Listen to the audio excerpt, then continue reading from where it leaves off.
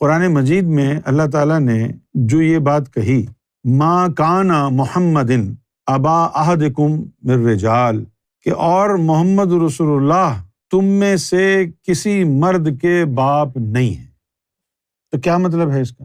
جبکہ تاریخ گواہ ہے کہ آپ کے 2 بیٹے پیدا ہوئے، قاسم، ابراہیم، یہ تو معلوم ہے نا ہم کو، یا نہیں معلوم؟ روایتوں میں آیا ہے نا، 2 بیٹے ہوئے، انتقال ہو گیا، لیکن اللہ تو کہہ رہا ہے کہ وہ باپ ہی نہیں ہے، وہ مرتبہ ہی نہیں ہے ان کے پاس باپ ہونے والا۔ ما کان محمد ابا احد من رجالکم ولکن رسول اللہ وخاتم النبیین ولکان اللہ بکل شیء، اور اللہ تعالیٰ ہر چیز جانتا ہے۔ کس چیز کے بارے میں کہا جا رہا ہے؟ وکان اللہ بکل شیء، اللہ ہر چیز جانتا ہے، تم سمجھ رہے ہو کہ وہ باپ ہیں۔ اب اگر اللہ نے کہا ہے کہ وہ باپ نہیں ہے کسی بھی مرد کے، تو پھر باپ نہیں ہوں گے نا، لیکن کبھی آپ اس کی ڈیپتھ پہ تو نہیں گئے نا، بس آپ نے ایسے ہی سمجھ لیا کہ پتہ نہیں ایسے ہی کہہ دیا اللہ نے، لیکن ہے تو حقیقت نا، اس کو سلجھانے کی کوشش نہیں کی کبھی۔ ابراہیم اور قاسم 2 بیٹے پیدا ہوئے ہیں اور اللہ کہہ رہا ہے وہ باپ ہی نہیں ہے کسی کے۔ اب یا تو یہ ہے کہ روایتوں میں غلط لکھا ہوا ہے کہ بھائی ان کے 2 بیٹے پیدا ہوئے، یا تو یہ ہے، یا پھر یہ ہے کہ وہ جو 2 بیٹے پیدا ہوئے وہ حضور سے ان کا تعلق نہیں تھا، یا تو یہ ہے۔ اور اگر حضور سے ہی تعلق تھا، وہ 2 بیٹے بھی ہوئے، تو پھر اللہ پتہ نہیں کیوں کہہ رہا ہے، تو پھر تو کنٹروورشل ہو جائے گا نا۔ تو اب اللہ تعالیٰ تو ایسی بات نہیں کر سکتا نا کہ جو نہ ہو، کیونکہ اللہ نے تو دعویٰ کیا ہے اس کے آخر میں، وَكَانَ اللَّهُ بِكُلِّ شَيْءٍ عَلِيمٌ، وہ ہر چیز جانتا ہے، تم تو کچھ بھی نہیں جانتے، تم تو روایتوں میں جو لکھا ہے وہی پڑھ کے بتا سکتے ہو کیا تھا کیا نہیں تھا، لیکن اللہ ہر چیز جانتا ہے۔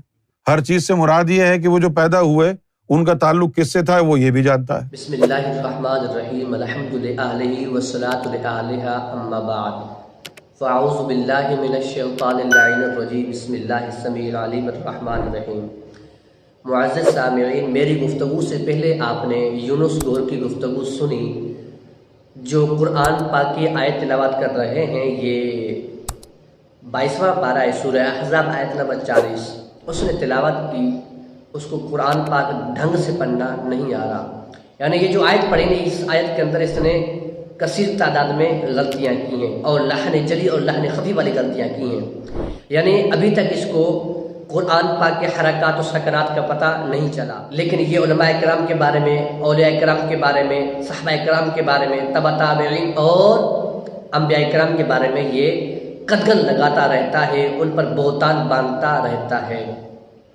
سب سے بڑا بہتان اس نے امام الانبیاء حضرت محمد مصطفیٰ صلی اللہ علیہ وآلہ وسلم کی ذات گرامی پر لگایا، نبی پاک علیہ الصلوۃ والسلام کی ذات گرامی پر، نبی پاک علیہ الصلوۃ والسلام کے ازواج مطہرات پر، نبی پاک علیہ الصلوۃ والسلام کے صاحبزادگان پر اس نے بہت بڑا بہتان باندھا، اور بہتان باندھ کر یہ خوش ہو رہا ہوگا میں نے عوام کو ایک نئی بات بتا دی، بلکہ عوام جو اس کو سن رہی ہے، سن کر اس پر راضی وہ خود، اور یہ خود دائرہ اسلام سے خارج ہو گئے۔ پہلی بات، اس نے قرآن پاک کی آیت تلاوت کی، ما کان محمد ابا احد من رجالکم، نہیں ہے محمد تمہارے مردوں میں سے کسی کے باپ، کسی کے والد۔ اب اس کا کہنا تاریخ کے اندر جو مکتوب ہے، حضرت قاسم، حضرت عبداللہ، حضرت ابراہیم، یہ نبی پاک علیہ الصلوۃ والسلام کے صاحبزادگان ہیں، ان کا تعلق، ان صاحبزادگان کا تعلق نبی پاک علیہ الصلوۃ والسلام سے نہیں ہے۔ کیوں؟ کہتا ہے کہ اگر ان کا تعلق نبی پاک علیہ الصلوۃ والسلام سے ہوتا تو پھر اللہ پاک نے کیوں فرمایا کہ محمد تمہارے مردوں میں سے کسی کے باپ نہیں؟ کیوں اللہ پاک نے یہ فرمایا؟ اگر اللہ پاک کا قرآن سچا ہے تو پھر ان صاحبزاد کا تعلق محمد مصطفیٰ سے نہیں، کسی اور سے ہے۔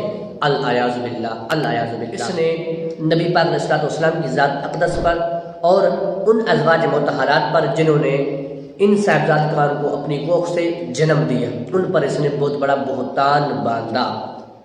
میں وہ لفظ استعمال نہیں کر رہا جو لفظ عام استعمال کیے جاتے ہیں۔ معزز سامعین، گوھر شاہی کا ایک ٹارگیٹ ہے، ٹارگیٹ یہ ہے کہ وہ جو بھولے بھالے مسلمان ہیں ان کو قرآن پاک کی آیات پڑھ کر ان کا ترجمہ غلط کر کے پھر ان کا مفہوم غلط بیان کر ان کو گمراہ کر رہا ہے۔ یہ اس کا ایک ٹارگیٹ ہے، اس کا اور اس کے جو حمایتین ہیں ان کا اور اس کے مرشد کا، یہی ایک ٹارگیٹ ہے، یہ ایک پروپیگنڈا یعنی ایک بہت بڑا یہ فتنہ کھڑا کر رہے ہیں۔ قرب قیامت کی نشانی میں سے ایک نشانی یہ کہ مسلمان جاہلوں سے فتوے پوچھیں گے، جاہلوں کی گفتگو پر راضی ہوں گے، علماء کرام کے دامن کو نہ پکڑیں گے۔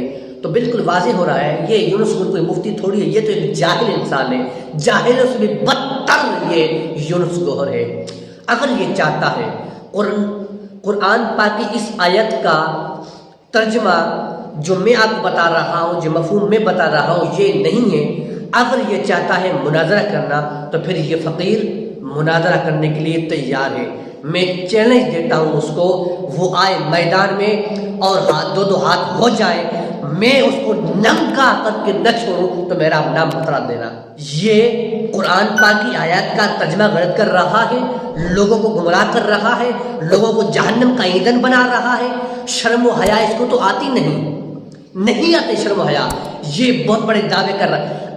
میں اور ایک جس پروگرام پر یہ آ رہا ٹی وی اس پر آ رہا ہے، جس بندے نے اس کو سنا ہوا ہے اس کو سننا بند کر دو، ورنہ آپ اپنے ایمان سے ہاتھ دھو بیٹھو۔ معزز سامعین، اس آیت کا جو حقیقی ترجمہ ہے وہ کیا ہے کہ نہیں ہے محمد صلی اللہ علیہ وآلہ وسلم تمہارے مردوں میں سے کسی کے باپ۔ پاک علیہ السلام کے غلاموں میں سے ایک غلام جن کا نام زید بن حارث تھا، وہ نبی پاک علیہ السلام کے غلام تھے۔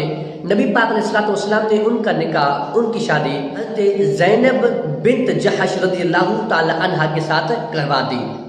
جب نبی پاک نے شادی کروائی تو نبی پاک کا یہ غلام تھا، نبی پاک نے اسے آزاد کر دیا۔ تو جب نبی پاک علیہ السلام نے اسے آزاد کر دیا، آزاد کرنے کے بعد وہ نبی پاک علیہ السلام نے مجازن فرمایا، مجازن حقیقتاً نہ مجازن فرمایا زید میرا بیٹا ہے۔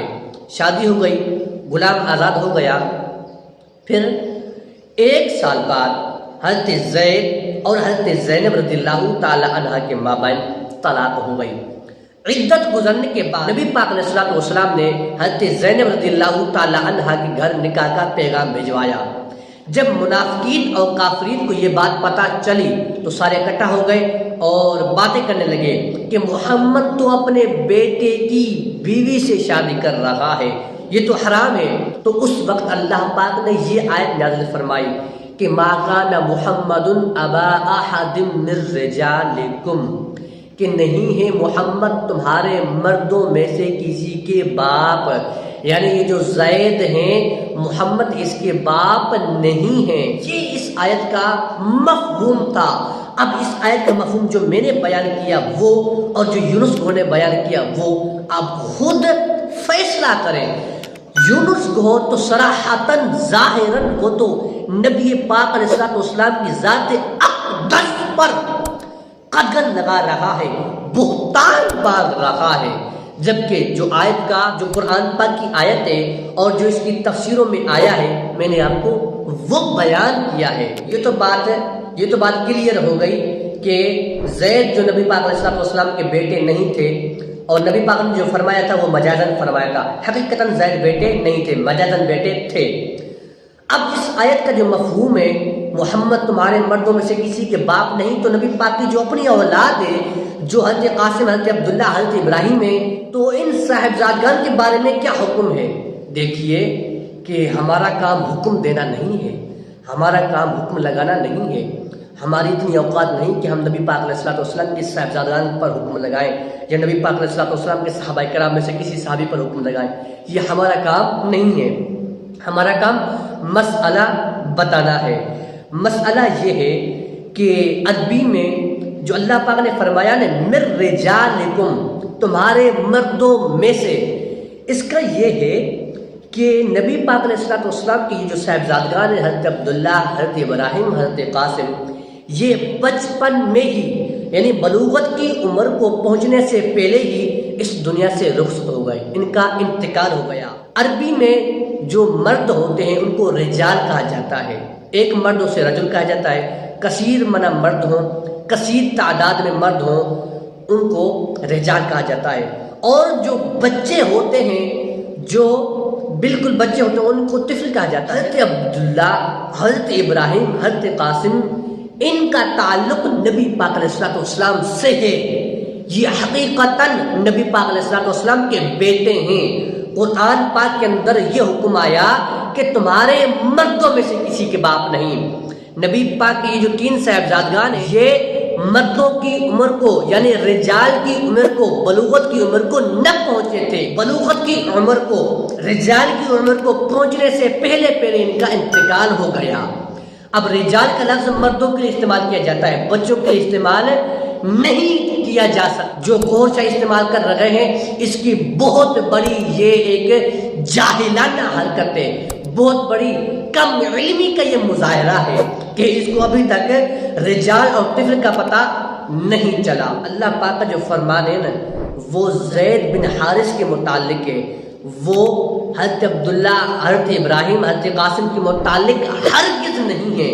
جو آپ مراد لے رہے ہو تو پھر آپ تو کم علمی کے اندر غوطہ زن ہو کر پھر آپ وہاں پر بلبلے آپ نکال رہے ہو۔ یہ آپ کے بلبلے جو ہیں وہ آپ کو نقصان دے رہی ہیں۔ قرآن پاک کی غلط آیات کا ترجمہ کریں گے تو یہ فقیر آپ کو ٹوکے گا اور ٹھوکے گا، یہ میں آپ کو صراحتاً بتا رہا ہوں۔ اللہ تعالیٰ کی بارگاہ میں عاجزانہ التماسانہ دعا ہے، اللہ پاک مجھے پھر آپ کو عمل کی توفیق عطا فرمائے۔ وما علینا الا البلاغ۔